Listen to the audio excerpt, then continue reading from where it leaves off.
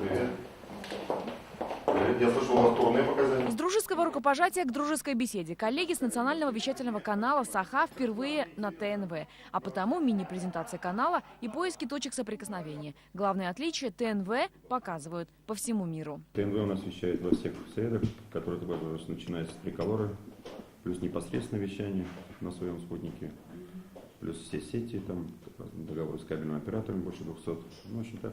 Телекомпания НВК «Саха» единственная республиканская. В нее входят 3 канала. Один вещает на якутском, второй на русском, третий пополам. Скажите, как вы решаете вопрос с национальными кадрами? Сколько у вас часов национального вещания и как вы решаете этот вопрос? Производим ежедневно 7 часов. Это, собственно, часов. Журфак есть. А, журфак есть. И они так, это журналистику прям идут? Живут же люди,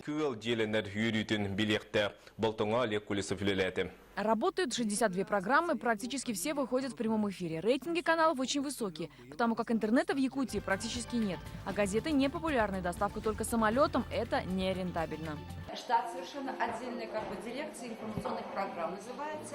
Не только беседа, но и экскурсия. Гостям показали обновленный Newsroom, новую студию утреннего вещания, новостную, аппаратную и АСБ. Эфирда Татарстан хабарлары программасының төп чыгарылышы, студияда Фәнис Камал Хайырлы кич. Якутские коллеги отметили, что у нас много общего, республики многонациональные, вещание двуязычное. Сегодня общая задача – это сохранить, в том числе и после запуска мультиплексов. Мы именно работаем над сохранением языка, культуры, вообще целостности народа.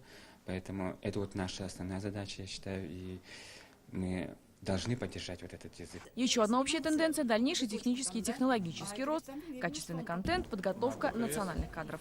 Альбина Слугараев, Даниил Филатов, Игорь Романов, ТНВ, Казань.